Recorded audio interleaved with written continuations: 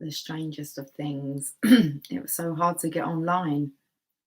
It allowed me to do 2 thumbnails. You might have another one that says, if it comes up, should come up with a blank. That's what I could see. And then I've just had to shut down my laptop, restart it, which I never do. And it was just swirling around, going live, but I wasn't live, so I was swirling. I was going down memory lane, and I thought, well, for one, it would be good for me to record this, and then I've kind of shared part of my story, and I've recorded it. So you know what it's like. I was going through a box, and I found these photos of my past. So I'm going to see that you've had no notification, so I don't know why I'm recording this. So, and none of you be notified. Maybe that's you'll watch it later. I don't know, but I'm going to carry on because this is a way that I get to tell my story. Of my younger days, now I haven't had a good look through all of them. I don't plan on staying on too long because I don't have much coffee. So I'm just going to carry on. For anyone that wants to jump on, I'm just going to put a little bit of order to them. Let's just see. Can we get a notification sent out? How are we doing this? Do we have to okay. Let's see what's in here. I think this is all stuff to do with my mum. My mum's garden. Okay, some cards to my mum. Oh my. What does this say?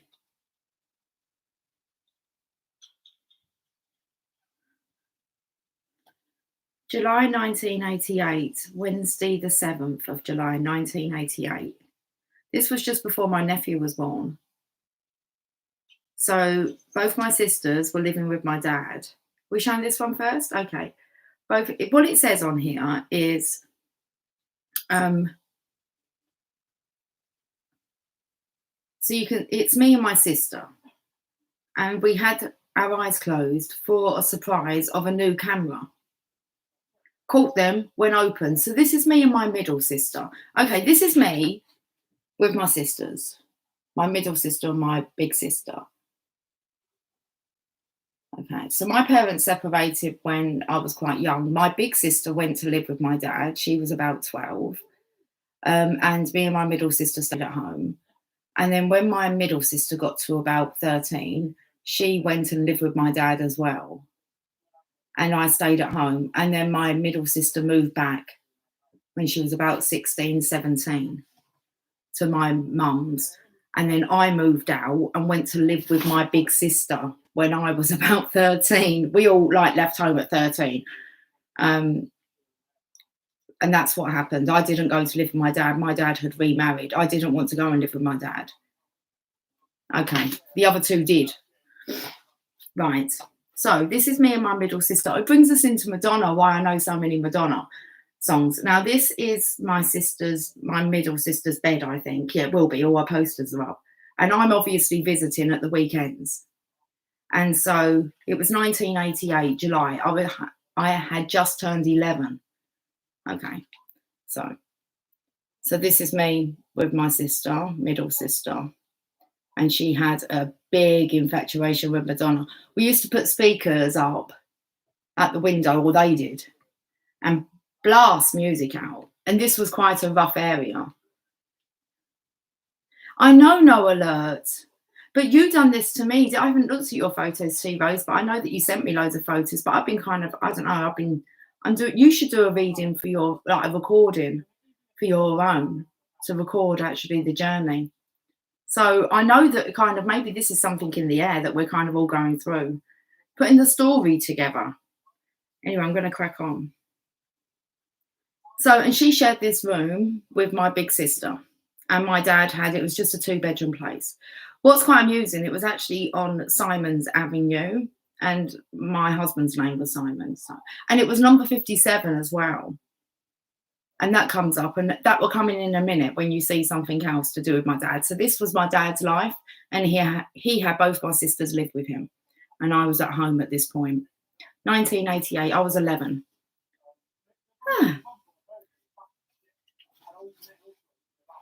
Someone's having a good chat outside.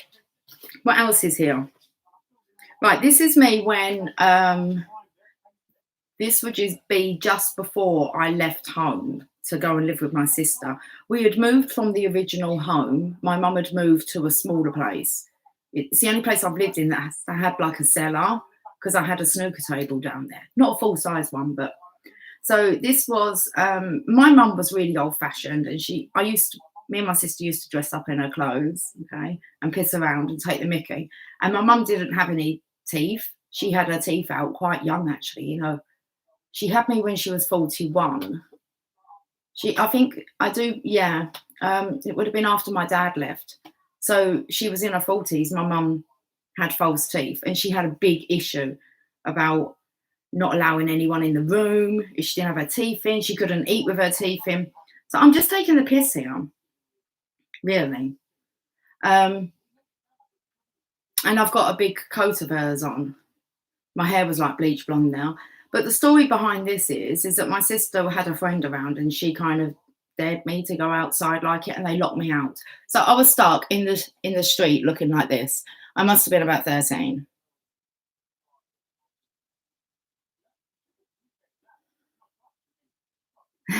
Seriously, I wasn't that happy because she really did leave me out there. And I will say I remember a nasty incident that happened on this bed as well. Is that one of my sister's friends pinned me down on that bloody bed, and she pinned me down, and then she went over me and she gobbed in my fucking face.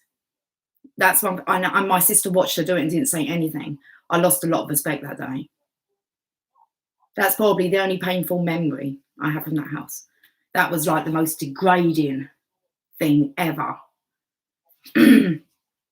Anyway, this was when Mum and Dad were still together. These would have been our annual holiday to Butlins. My mum liked to dress us all the same. We were 3 girls. Who am I? Well, I'm this little one with the red jumper on. Right, hold on. Are we going to go there now? Okay, these are the days when my mum was part of a single. She was part of a single family group, and then she went on to actually have her own. What have we done here? This is all cool.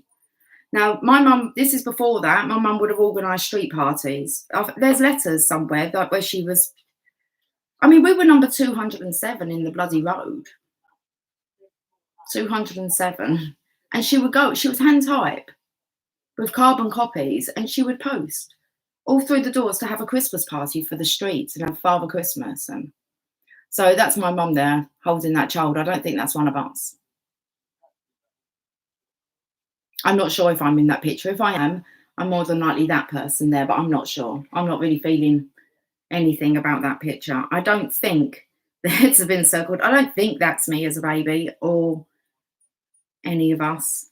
Look at the bloody streamers up on the ceiling. Look how they dress.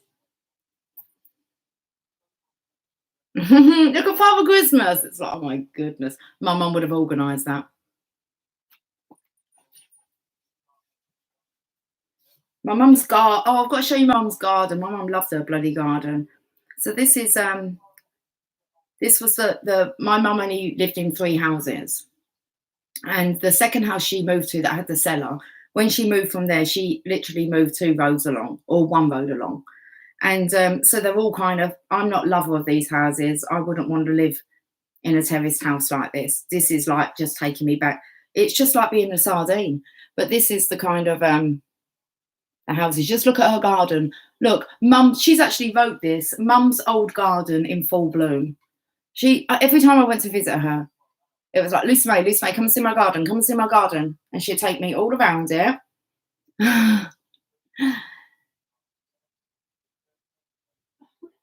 And this here, this is Pink Nose. That's the cat's name.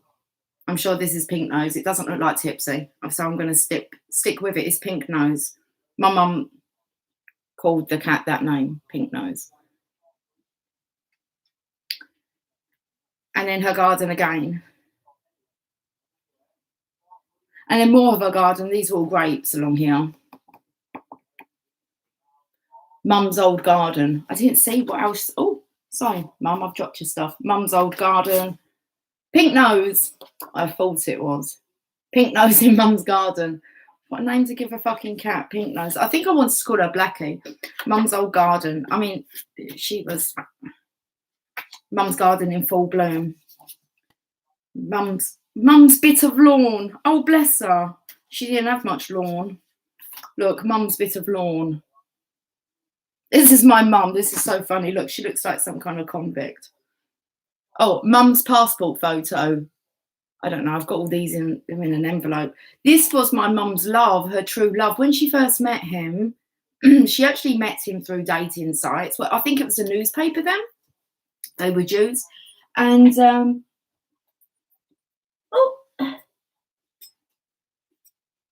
come here. It's like I can't, oh, jeez. Come on, you're just, I know you're little. It's me and my mum. We fall on the floor. We always fell on the floor laughing. She's hilarious. Look, when was this for me? I don't know. Oh, it looks like it's got like my old hair on it. That's a bit spooky. Look, this is me and my mum. I don't know. I think I would have had Megan here. And me and my mum. Look at her hair here. That's so funny. Oh dear.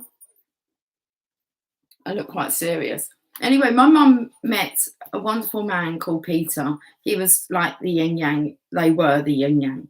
He was just lovely, but he had just been diagnosed with cancer. Where was this? Hillsborough, 1996. Yeah, he died in 1997. I was working away from home. I went back for the funeral. He was lovely. His name was Peter. Look, he made his transition. My mum was like with him. Oh, it's just beautiful. Anyway, that's Peter.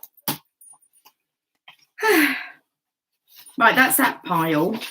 What else have we got?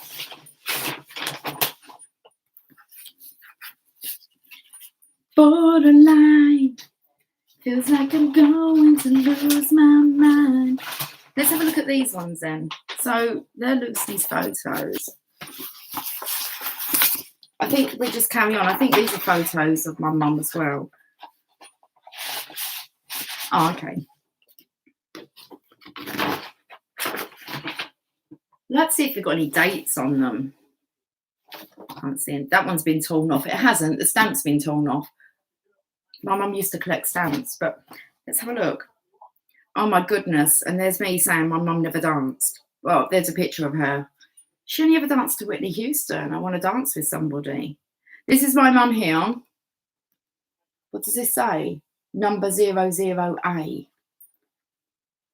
But my mum is the one in the black dress there.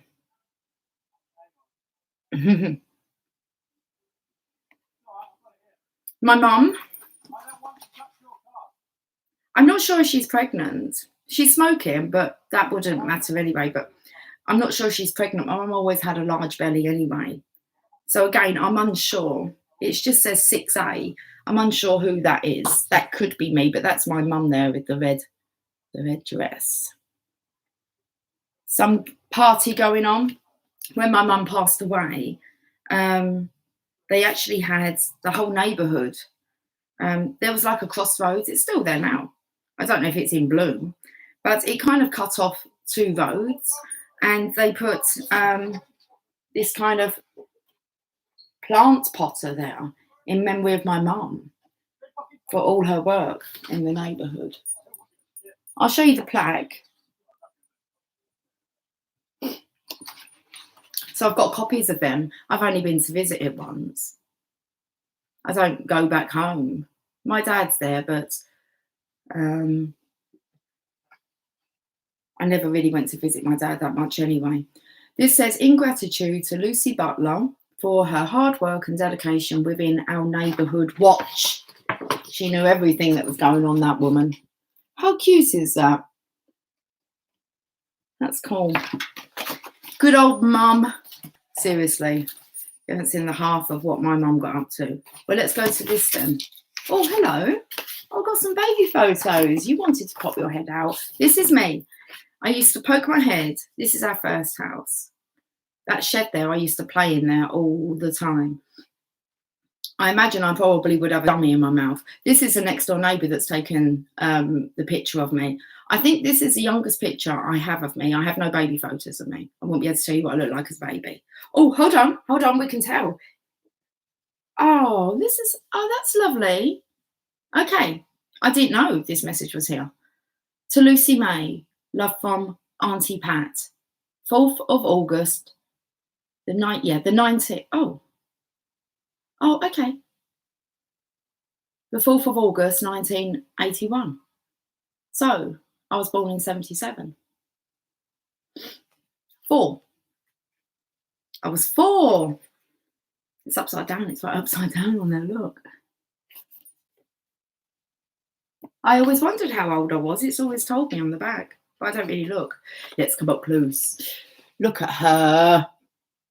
Apparently, I used to just have a chat. My sisters, I don't remember my sisters really playing with me, apart from when I got to teenage age, and it was just teenage age. It was just makeup. Oh, that shows us here. Yeah, that's definitely one. This is my sisters would have done my hair, my makeup, done my nails. It was cool when I got to about 13 because I was out clubbing over 18s. Like, I stopped going clubbing when I was really 18. Oh, I'd done it for many years.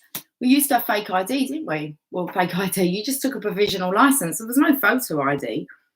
Here's me and my three sisters. My three sisters. I've got an imaginary sister now. But my dad, I imagine this would have been on holiday to Butlins.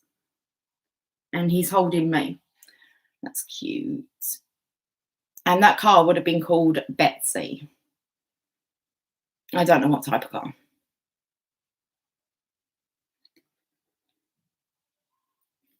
Okay, you showed yourself.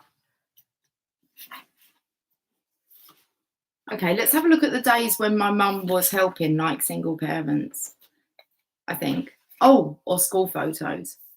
I'm not sure. We do the school photos. No, let's do these first.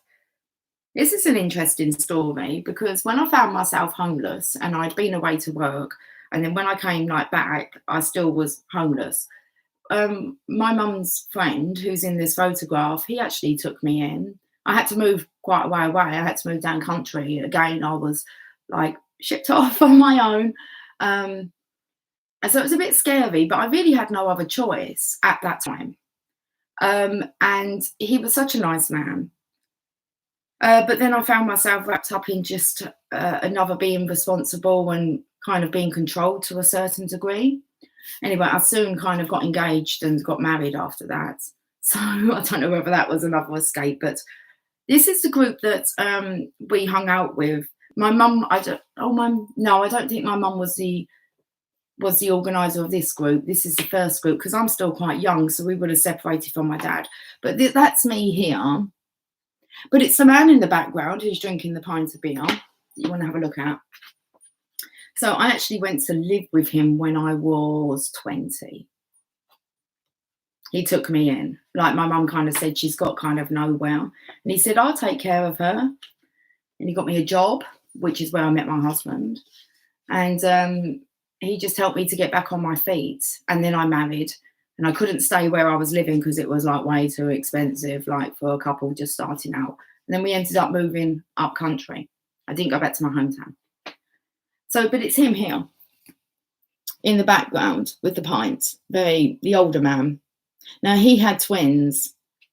And at the time when I went to live with them, because his twins were like my elder sister's age. So I've got about 6.5 years between me and my elder sister, and just over 3 with my middle. And so they were kind of left home. So he was like home alone, and I just went to, I don't want to talk about the environment I went to. It was like, oh my goodness. I couldn't believe I was living back in,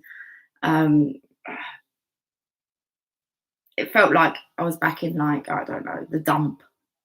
It wasn't the area, it was the state of the house. It was just, I was just constantly cleaning. I was so embarrassed to take people back there.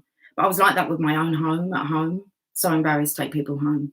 It wasn't like fashionable. These people, like, they weren't very hygienic. So if anyone was coming, I'd have to do a whole kind of house clear. Constantly just said, I'll cook everything else. I'll do my washing because it just wasn't. to my standard. So it was a bit of a hellhole. It was like I was back in hell. I was like, fuck. Anyway, I'm very appreciative because that's just how he lived. He wasn't bothered at all by it, by appearance, and neither was my mum. I was. This holiday, I remember this holiday. I have this thing about getting my head caught. Like, but I put my head through the railings. We was on holiday. Always went to a holiday camp, caravan park, maybe chalets. Like once, twice a year, but it wasn't just like as a family. It was like a freaking group. There was more than that. These guys used to come to my house every Christmas. We just hung out with these. Well, we didn't. The kids just went off. So, okay, and there's just me and my middle sister there. My elder sister wanted nothing to do with this business. We went on holiday. I don't know what the deal was because we went on holiday. So I'm not sure if my mum had already been part of this group before my dad left the house. My dad slept in the spare room. That's all I know. I don't ever remember. I always slept with my mum. So I don't know. My mum and dad just slept in different rooms. And then my dad moved out with my big sister. And then I would have gone into the little room. But I slept with my mum. I was very close to my mum. So we went on holiday. So, and then when we come back, my elder sister had like chalked everywhere, like about this group. She had slated it. She had put all no smoking signs up everywhere, and she had chalked like trash about this group. I remember. I don't remember anything. I know my mum wasn't happy. I think my mum and dad like split soon after that, or my dad moved out. My sister was real anti my mum for a lot of years, actually. Anyway, that's that. What else have we got going on? Jeez. Oh, it's my dad's life over here. We'll get to that. This is me and my mum's life. So these are some of the guys where this is just really showing what life. That was just before I left home. Seriously. I really look like a boy. Oh my goodness. Do you actually want to know what it says on the back?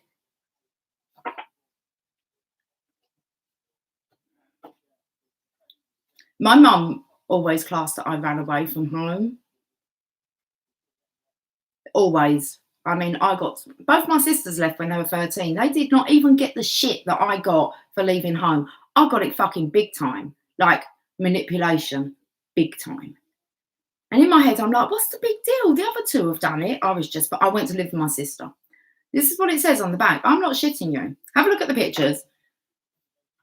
I used to go out the back there every morning before my mum got up so I could have a smoke. I was a rebel. Okay, but this is me. But it's what it says on the back. It's like I won't even tell you some poems that arose about me, maybe one day. But it says Lucy May, before she ran away from home for good. For good. I broke a lot of people's hearts. I did not mean to. But I was everyone's sunshine. So I was 14 when I ran away from home for good because I went away for long periods of time and hung out with my elder sister, which was fine. She let me have my freedom, didn't make me go to school, let me smoke. I raised her children. But this is before that. So this is when I was on holiday with them. My mum would be matchmaking. People would be coming together. It was beautiful. This was her own group, though. We was on a holiday somewhere, and here I am. I look quite lonely. She wrote anything? No, seriously. Lucy May with mum on way up north.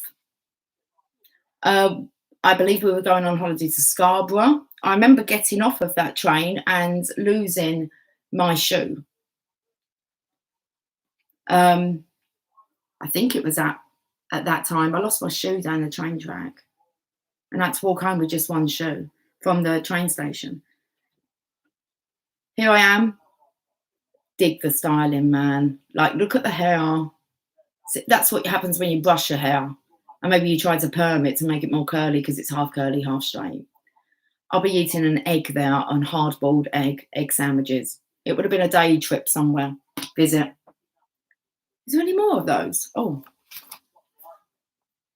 okay. Me and my sister, looks like the same kind of time. I'm giving her a piggyback.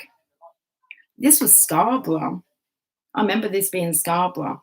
And I think this one, this could be Seaton in Devon, or it could be the Isle of Wight, Nodes Point. I remember these days. This was not a good holiday. This was not, my mum had a lady staying with her in our chalet, and my sister liked music. And my sister would not turn her music down, and this woman was not, she did not like us. But there's my mum, there's me in the orange digger. Oh, okay, I'm a bit younger here. I'm next to my mum, so this would have been quite a lot of years before that. Another trip. Oh, here I am. Holiday. Caravan. And then this was the point when my sister was really growing up and being a teenager. She'd like come across as being really cool, and I was just like this little boy. I really seriously was a tomboy for most of my life. Who's that chasing out there? I'm like they're right under my window.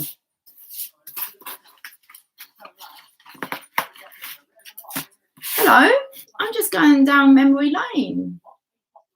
I thought I'd record it and then I don't have to do it again, do I? It's quite interesting to see how you respond when you like tell your story back. Very. Emily maybe just dropped something. Seems to be dropping a lot.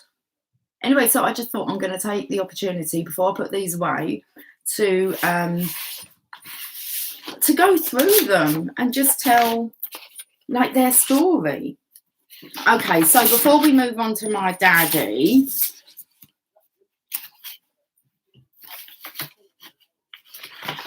oh my God, there's newspaper cuttings. I swear to God, my family was in the newspaper so fucking much. My mother, it would have been my mother in the paper. 207 Castle Road, look.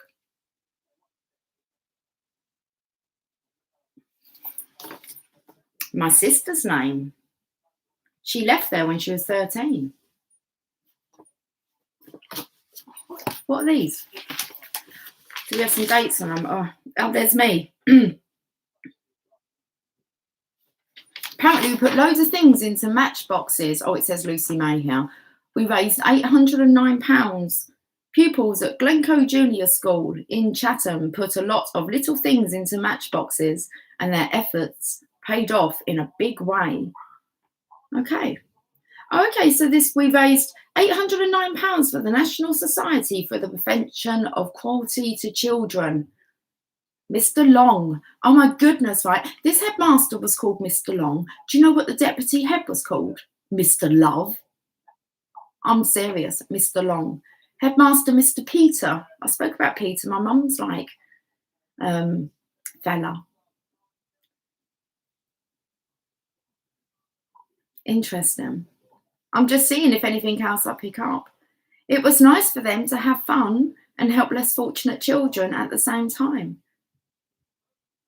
The children were sponsored for each item they managed to fit into the matchbox, with prizes for the 3 children with the most. Okay. Whoa, listen to this. There was, I'm going to make, well, I very much doubt they're watching. Okay. Whoever they are. They were Shelley Campbell, 110 items in a matchbox. Mark Fletcher, 120. And Andrew Mason, 89. They didn't even put them in order. 110, 120, 89, who were each presented with pens and packs of Christmas cards. Joy to the world. Oh my goodness. I even remember this girl here. Hold on, I haven't finished reading. I recognise that name. Mr. Meakin. Yeah, my sisters would know him. He praised the children's efforts. With Christmas coming, it is made clear to them how fortunate they are. Oh, that's lovely.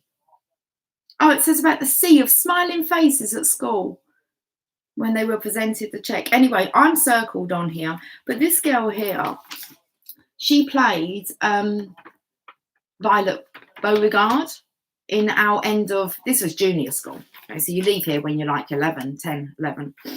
But here I am anyway. I don't know what year it is. I don't know if you can see. Oh my goodness, I can see all like the adverts and shit in the back here. How much she get paid? How much she get paid? Part-time receptionist.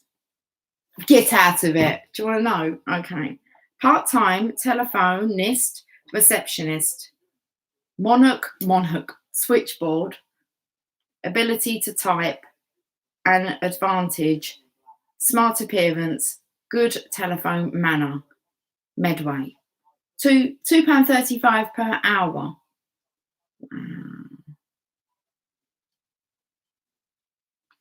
Wow. How much do they make? No one else is putting their prices up. Seriously. What's next? Connect 4. I've been talking about that bloody game, Connect 4. I said it weren't really one of my favourites. Monopoly.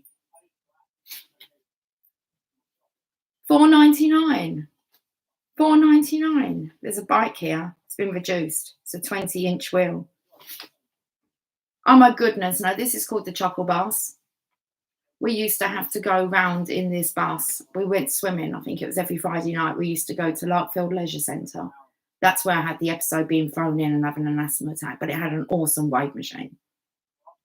So we used to love it. And on the way back, they'd always stop at the chip shop and I'd have £1 so I could at least get some chips. Okay, that was like my treat. But it was Mike Reid, comedians Mike Reid, Kenny Baker and Ray Don came along to hand over a minibus to a club for one-parent families. This is my mum's doing. Used to be so embarrassed, swear it's the most. I wouldn't now. I'd have a horn and everything. But seriously, we used to lay on the floor. Anyone at school knew that we were a single parent. I mean, we kind of went everywhere. But it wasn't like cool, okay, to be caught in this bus, or so we thought. Seriously. And as you can see, the comics had the kids rolling in the aisle. Okay, this wasn't my mum's own group. This was one before. It was called Medway Gingerbread Group. Was given the minibus by the Comedians Golfing Society, which raises money for charities. Okay, anything else? Not much. We think it is marvellous of the comedians to give us this bus.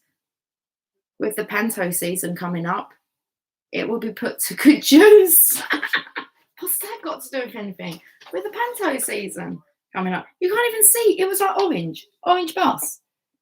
Am I there? I'll be there somewhere. Seriously. I'll be there somewhere on the floor.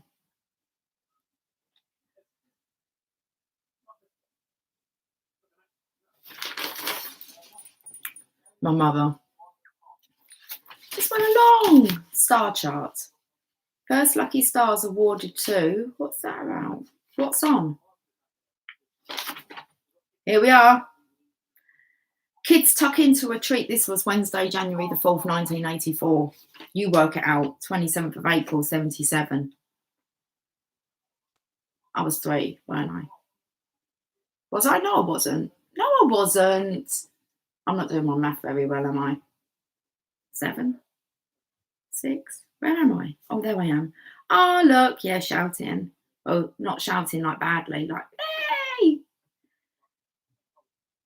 There was plenty of jelly and ice cream. Fucking love it. Gonna have plenty tomorrow for these children at Medway Gingerbread's party at St. Peter's Church, Gillingham. Peter's coming up a lot, isn't it? All the food was donated by local people, and extra cash for the New Year's party was raised by a sponsored walk. Always doing fucking sponsored walk. I swear to God, we used to walk for miles. I used to get so sunburnt. See, my mum used to be like a sun worshipper, but my skin, I remember getting so burnt. We didn't even have like sunblock. And we used to walk all day through farmers' fields everywhere. A lot of us hiking. It was great. Up the trees, scrumping. I mean, I'm not complaining, but we did walk. Okay. So let's have a look. The children were given a slap-up meal and then treated to a film show, cabaret, and the host of party games. Okay. Everyone on here, you're looking in, you'll be able to see it say LM on it. I'm hoping you can see anyway. Oh, he just said about hats. Did you hear?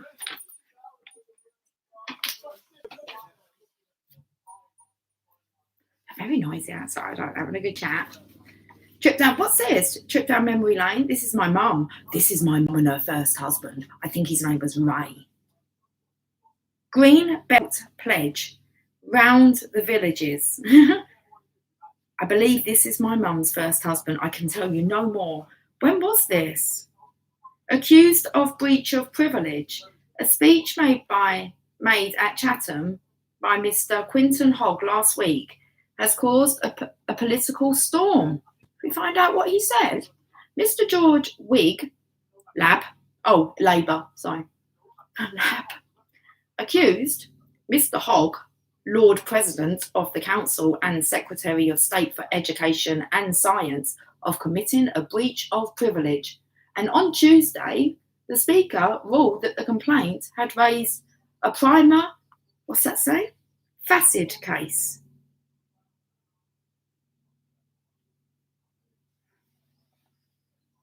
Mr. Hogg had said that no honest person since they came into power could accuse them of pursuing of illiberal policy. Sorry, I can't really read what.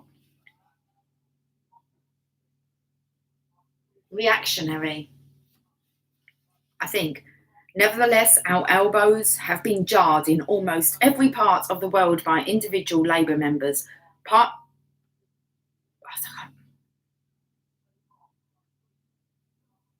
Partisanship of subversive activities. This is the party which is now seeking power. Okay, Cobham, darts. Well, let's have a look. My mum, and I think his name's Ray. Next to him, this is my mum here, and that man there, I think his name's Ray. And all I know really about him was they didn't have children. My mum thought she couldn't have children. And it came out, apparently, in the court case. I think when they were like, I was trying to ask my dad, but my dad don't know anything about it really. About my mum's relationship with Ray. I'm sure that was his name. But she was actually married to him. She wasn't married to my dad. But she was married to this man. And apparently he was the one that couldn't have children. And that's why my mum had children late when she met my dad. My mum wanted a lot of kids. She went through the menopause not long after having me. And no, she was told that she shouldn't have had me. My mum had TB when she was younger, so she only kind of had one working lung. She had a bit of a other lung in there, but it had been cut out, half of it. They didn't take the whole lung out. They kind of chopped the lung. She had a scar going from here all the way down to here. All the way down her back. She's about 16, 17. Anyway, so she didn't think she could have kids. And I was the last. But this is Ray. I wonder where he is. If he's still around. Anyway, we've got something about twins here. Big birthday party for boys who won their fight for life. Oh, that's awesome. So they don't put their sense together with this shit. Plucky twins celebration. Where am I? Am I in here? Oh, I am. I'm on the floor. I'm never sitting with my sister. My sister's behind. I'm on the floor. I'm looking gazily up. I wonder what I'm staring at. I seem to be the only kid looking in that direction. That's what it says. So I'm on the floor here. Oh, sorry. A bit more. Oh, here's the twins. Do you want to see the twins? I was going to say they look like something else, but I don't know. Like, don't say like a horror house. I don't mean it like that. But they got like blonde curly hair, yeah? The angels. I bet they're angels. These twins. Serious. What's the date? 13th of April. What's the date today? Oh no, we're the 20th. 13th of April, 1984. Here's the twins. I'll show you the twins.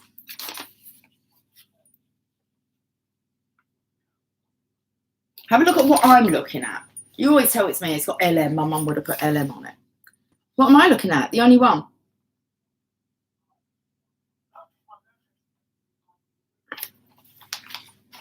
How much coffee we got? I was only popping on. I didn't realise we were going to go this deep into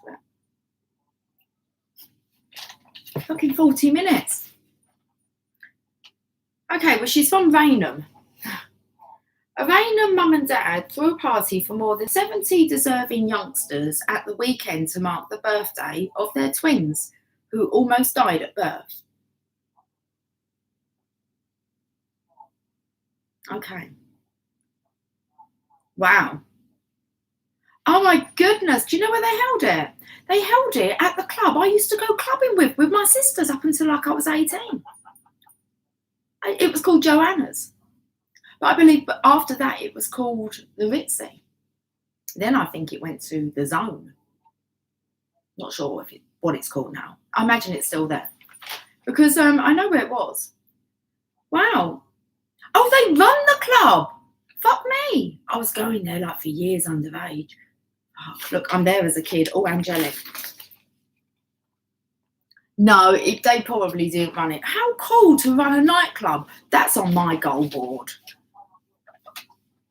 So Mrs. Karen Hamilton Pauly and her husband Michael, who runs Joanna's nightclub in Gillingham, held the birthday tea in the disco in Canterbury Street on Saturday afternoon. We'll tell you the twins' names if you like. The couple's twins, Marcus and Adam and Eve, man, were born 3 months premature and each weighed only £1.12. Okay, doctors said the boys had only a slim chance of survival. The babies did pull through and were allowed home after 3 months. The tiny terrors, the tiny terrors, who were more than a handful for their mum. Oh, why would you put that in there? The tiny terrors, who were more than a handful for their mum, celebrated their 3rd birthday on Saturday. That's just too funny. They even tell you where people live. I'm not doing that. Not that they're going to be there. Oh my goodness, Saturday's event provided plenty of jelly and ice cream for youngsters from the single and divorced parents group Gingerbread, and for pupils from Parkwood Assessment Centre, basically kids that were looked upon as being deprived. I had a great life, seriously. Party. You can see now. Fuck, there's a party. We're off. Fucking hell, I was programmed like this, guys. Oh, it's just too funny. Oh. The parties are always exhausting for us. This is what she said. But feel it's well worth it. The youngsters always enjoy themselves, and it's a lovely way to mark the twins' birthday. Oh, it's just too funny. How cool. Look, got a nightclub, man. Kids at a party. Their birthday party. Oh, we got the bus again. Pooper Scoopers. The new bus came with Mike Kenny balloons and lots of laughs. Cockney comedian Mike Reid was just one of the famous faces at Faversham's Sindal Motel on Friday when Medway Gingerbread Group were presented with a spanking new minibus thanks to the fundraising efforts of the Comedians Golfing Society. Okay. So apparently Society Secretary and 1984 captain, Mr. Ray Don, who runs the hotel, invited his famous friends down for the day to share in the fun with the group members and their children. The Chuckle Bus, that's seriously what it was called, the Chuckle Bus. The Chuckle Bus was handed over to Gingerbread Group. Okay. Oh. Youngsters immediately piled in to try out the vehicle, which is going to make sure they get out and about in style. Fucking seriously, it was so embarrassing, man. The fucking Chuckle Bus. You'll be like, get in when you're a teenager.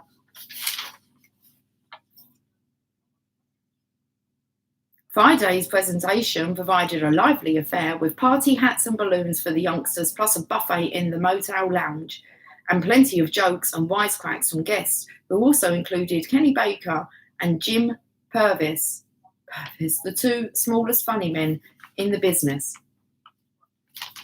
Kenny, who later found himself at the wheel of the Chuckle Bus, is well known in his role as R2-D2 in the Star Wars films. He was there. He got behind that Chuckle Bus. Like, seriously, like R2-D2 drove our fucking Chuckle Bus. You know, there's like contacts, man. Princess Leia. He wanted it to remain in Kent. Oh no, he wanted it to remain in Kent. It's a Chuckle Bus still in Kent. Okay. As this year's captain of the Comedians Golfing Society, Ray Don had a free rein in selecting a charity or organisation to receive the 6th donated minibus. He wanted it to remain in Kent. Fucking love it, R2-D2. Oh, we've got another. What's going on here? Pupils. We've done this. It's the matchboxes. Okay, we've done the map. Why have we got 2 of them? What's this? We've got Chuckle Bus again. We've done this. It was probably in different papers. With different. My mum would have been. Oh, what's this big one? Oh, there I am. Excited guests watch the entertainment at the twins' party. I swear, I've always been pointing it out. Look, guys. Tuesday, April the 10th, 1984. Evening Post. I used to deliver the Evening Post.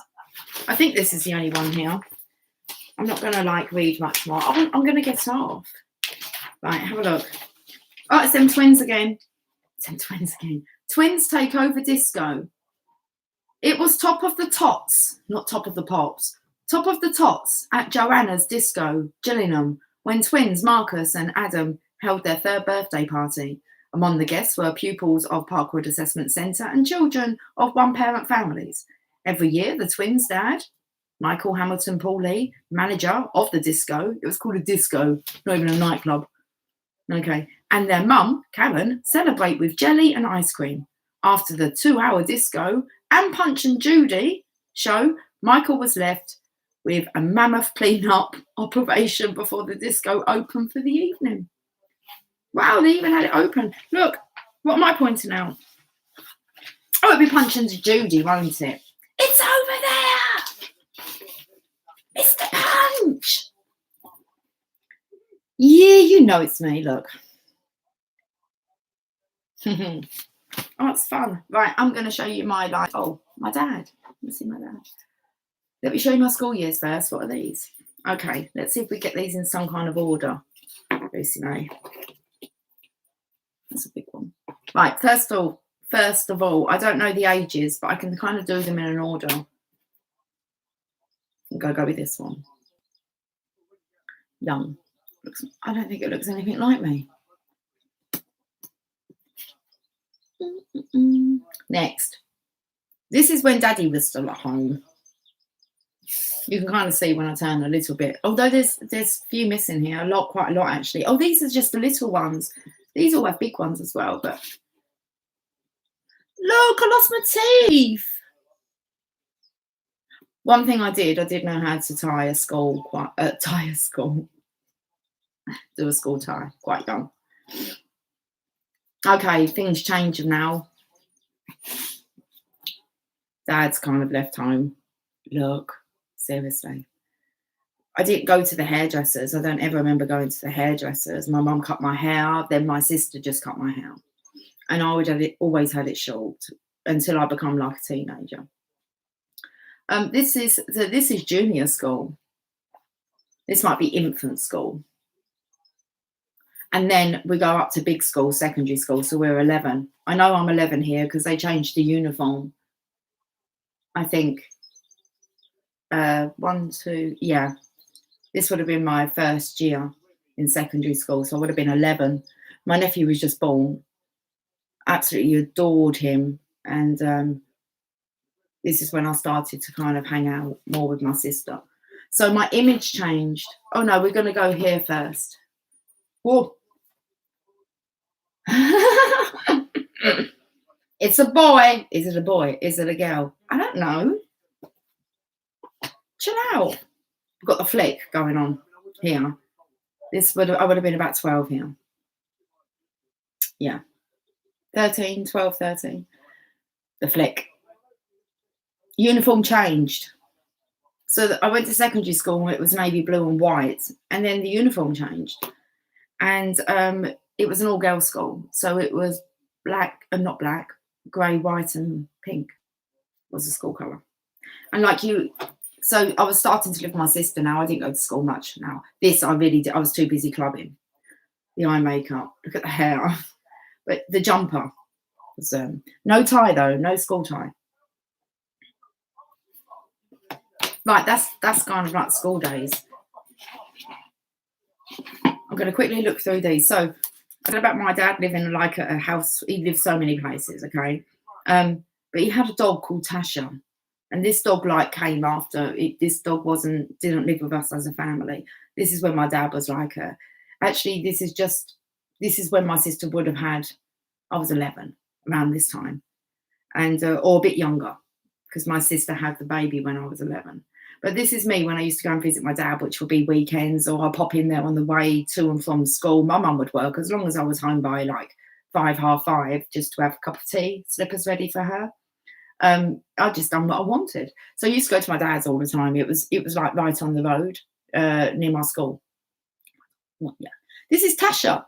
And I used to say to my dad, "What kind of dog is this?" And he used to say to me, "She's a Heinz." And I said, "What does that mean?" He said, "She's a Heinz 57. She's a mongrel.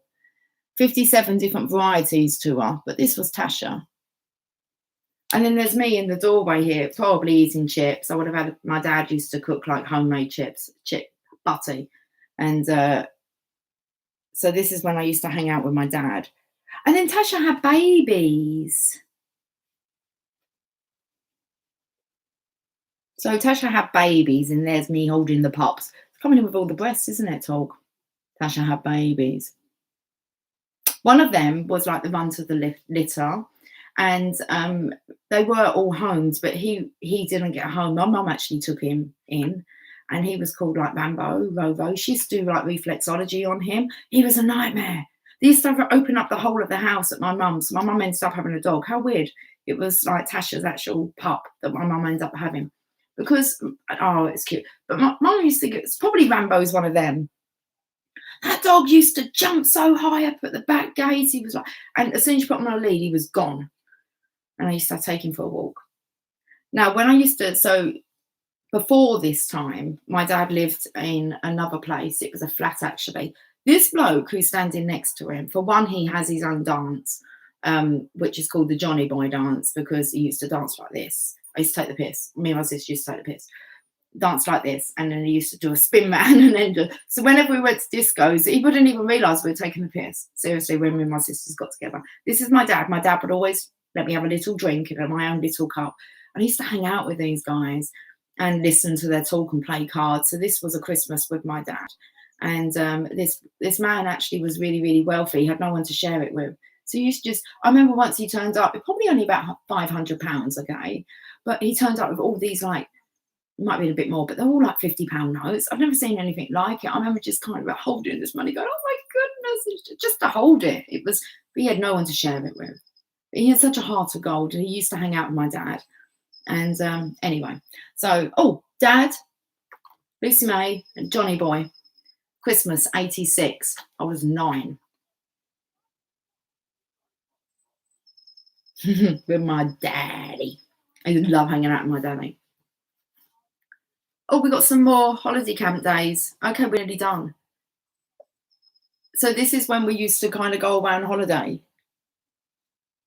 This was a good holiday. I actually ended up working at the place that I was on this holiday because of the reason I kind of found a boyfriend and a love interest there.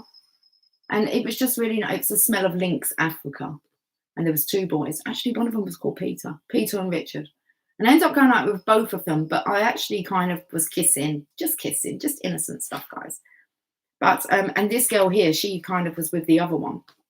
And then when we got back home, they come from Ashford, which wasn't too far from where we lived, but far enough, really, when you're that age, you'd have to get on a train. And they came to visit, and I was kind of going out with the other one.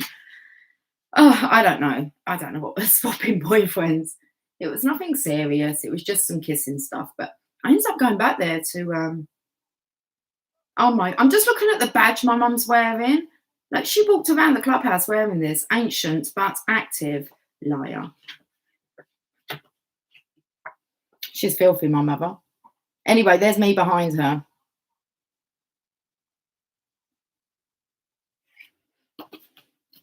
Oh, I used to work in a greengrocer's. How old would I have been? 16. And this is my godmother. My godmother comes from, well, she doesn't, she's English, but she lived in Hong Kong. And she had come over to visit, and they surprised me. My mum took a picture of me. Oh, Lucy May with Aunt Jenny in the apple tree. That's where I worked. It was the name, the apple tree. And I was working. She got a picture of me working. Apples and pears and all that. I've worked in 3 greengrocers. There I am. Working. And this one here is me as a narrator. Like when you have your end of year play in junior school, as was Charlie and the Chocolate Factory. And I got the narrator of all things. But I wish I'd had, and I'm going to tell you why. I wish I'd had another part to play, because costumes were provided. So I said to them, what's my costume? And they said to me, just wear something from home. And I was like, I don't have anything. I mean, seriously, I had nothing that I would want to be up on stage in. And like we had, like, I just can't find bigger. Don't, let's just not go there. And they bought me in a dress, and they said, you just need to find the shoes. And seriously, the shoes did not go. And that's all I remember, just feeling. And I was the narrator. I got to tell the story. And they gave me this dress, but the shoes, probably looks quite funky now, probably would dress like this now. But the shoes are blue and the dress was like red. But they provided that for me. How sad's that? When it used to be the day you'd have to go to school, like in your own clothes, oh, you get to see people, wouldn't you? You know, oh, top fashionable stuff. Me, I was like, fuck. Either I didn't go to school, or I'd go to school in my uniform and just pretend that I'd forgotten about it. And I'd rather have acted like that than actually have gone in clothes that I possessed. So embarrassing. I was so embarrassed of my childhood. Anyway, that's that. There I am on stage with these blue shoes on. That, my folks, is a trip down memory lane. These can all be put away now. I'm going to go. How long was how long have I been on? 57 minutes. Perfect. Heinz 57. There's so much to share with you. Woo! Okay. Is anyone there? You know what that paperwork is, yeah? That's my mission statement. I'll share that with you quickly. This was when I started network marketing, 2011. I wrote a mission statement because it was part of it. I think it was actually when I started studying Think and Grow Rich. I think he asked you to write a mission statement. So I did, because I actually done what the book suggested. Well, it's been missing for ages, especially since I've been like on this spiritual journey. I might have come across it, but I haven't shown you guys it. And I found it. And this is what I wrote 9 years ago. Let's say that. And it comes in perfectly. Your mission statement. I wasn't even studying spirituality or anything like that. It's perfect what it says though. This is my mission statement. Okay. And then I'm going. Let's just state the mission. I will continuously seek for people to help. I am non-judgmental and treat all as an equal, understanding and caring, but also uplifting and inspirational. My purpose is to show others another way. I am a leader that is there for you every step of the way.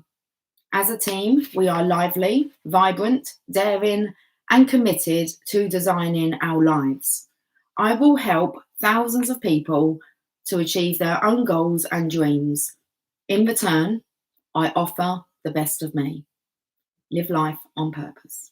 And I wrote that 2011, January the 33rd. Let's get the words out. Put teeth in. 31st. 2011 is when I started network marketing, which is just really a personal development program. That there. I think so, but I'm just living it. I looked at it and I thought, well, it's still the fucking same. I don't want to change any of that. Look at the pieces. This is what I chose. It's been stapled. I've been going through all business paperwork. There's some really good shit here. There's some good shit that I found that Emily wrote. But the puzzle pieces, look, tape measure. Don't talk about size now, getting out that tape measure. And I thought, it's got to stay out. It's my mission statement. It comes in with Think and Grow Rich. So I've been kind of emptying, like, I've got a stack like this of all fucking business paperwork. Business I don't even have, yeah, I don't need it. But this on the back here, some of this stuff I've shared on the video, but we're talking maybe like 2 years ago. This is what Emily, it's just interesting how I find the stuff. It doesn't really matter who wrote it, but this is Emily. I think she's actually, I don't know, I believe this might be for literature and it might be for an inspector calls. I'm not sure. But Inspector Google. This is what it feels like. It's like Google.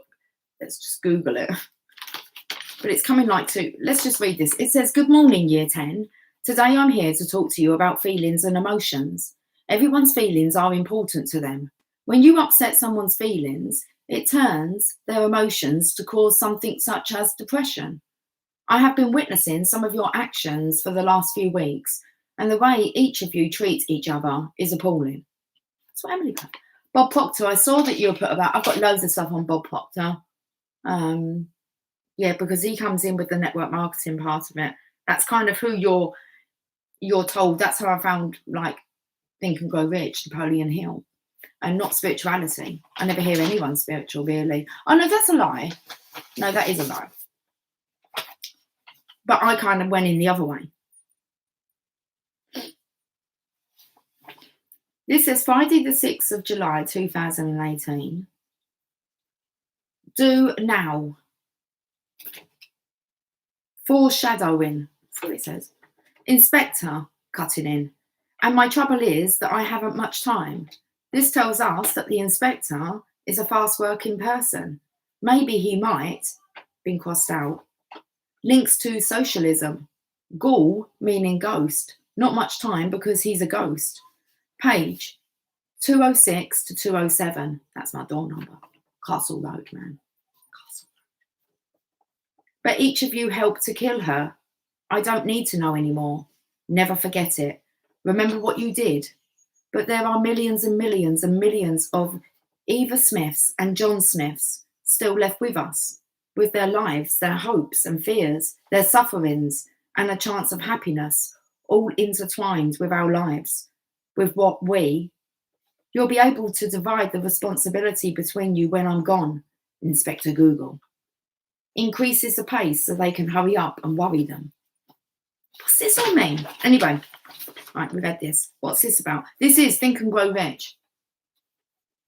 Oh, this won't take long to read. Apparently you need to hear this. Okay, so this is when I was doing my homework, like study. I noticed Carol said earlier, like, she actually takes notes, takes it seriously, and it's like, that's exactly what I do, but I'm like too busy talking to really take notes. If I was listening back, I would. If it was someone else speaking, I was listening to them. So we've got, I'm sure this is Think and Grow Rich. I don't know. 7 positive emotions. Desire, faith, love, sex, enthusiasm, romance, and hope. 7 most powerful, 7 most commonly used. Creative effort, master these only from use. Desire, faith, love, sex, enthusiasm, romance, hope. 7 major negative emotions avoid when giving instructions to the subconscious mind. Fear, jealousy, hatred, revenge, greed, superstition, anger. Positive and negative emotions cannot occupy the mind at the same time. One or the other must dominate. 12 things that constitute real riches. The first, the top of the list, for the 12 things that constitute real riches. 1, sound positive mind. 2, sound physical health. 3, harmony in human relations. 4, freedom from fear. 5, the hope of future achievement. 6, what does this say? the capacity for applied faith. 7, willingness to share one's blessings with others. 8, to be engaged in a labour of love. 9, an open mind to all subjects, to all people. 10, complete self-discipline. 12, 11. I thought I've run out. It's right, I've just wrote it here. 11, wisdom to understand. And 12, bottom of the list is money, financial freedom. What's this say? It's up to you, it says. Have you made someone happy or made someone sad? What have you done with the day you had? God gave it to you to do just as you would. Did you do what was wicked or do what was good? Did you hand out a smile or give them a frown? Did you light someone up or push someone down? Did you lighten some load or some progress impede? Did you look for a rose or just gather a weed? What did you do with your beautiful day? God gave it to you. Did you throw it away? How cool is that? Your work day's done. I feel like mine is as well. Oh, I don't know what this is all about, but I know that it's going to be interesting. Because all I read is the top part of it. It's up to you. And I think, well, I think I've got to read that. I'm going to read this and I'm going to go. Your work day is done.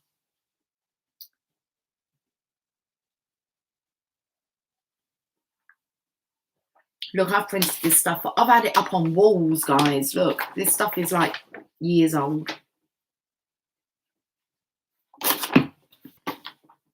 I wish I had the courage to live a life true to myself, not the life others expected of me. This was the most common regret of all. When people realise that their life is almost over and look back clearly on it, it is easy to see how many dreams have gone unfulfilled. Most people have not honoured even a half of their dreams and had to die knowing that it was due to choices they had made or not made. It is very important to try and honour at least some of your dreams along the way. From the moment that you lose your health, it is too late. Health brings a freedom very few realise until they no longer have it. I wish I had the courage to express my feelings. Many people suppressed their feelings in order to keep peace with others. As a result, they settled for a mediocre existence and never became who they were truly capable of being, of becoming. And they never became who they were truly capable of becoming. Many developed illnesses relating to the bitterness and resentment they carried as a result. We cannot control the reactions of others.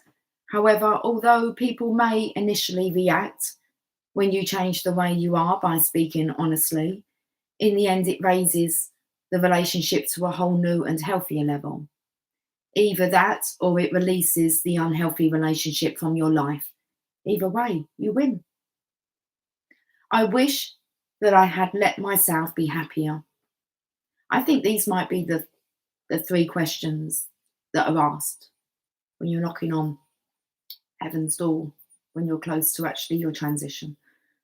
I wish, or death, let's call it that for these people, because now they're kind of wishing, aren't they? I wish that I had let myself be happier. This is a surprisingly common one. Many did not realise until the end that happiness is a choice. They had stayed stuck in old patterns and habits. The so-called comfort of familiarity overflowed into their emotions as well as their physical lives. Fear of change had them pretending to others and to themselves that they were content, when deep within they longed to laugh properly and have stillness in their life again. When you are on your deathbed, what others think of you is a long way from your mind. How wonderful to be able to let go and smile again long before you are dying. Life is a choice. It is your choice. Choose consciously, choose wisely, choose honestly, and choose happiness. I don't know where I got that from, but that's beautiful. That was well worth it, but it's been an hour and 10 minutes. Oh, it's 1:10:10. I'm going to go. Okay, I'll catch up with you guys later. I've got stuff to do. I'm so sorry. I'll speak to you soon. Okay, take care. Much love. Thanks for joining me. Bye for now.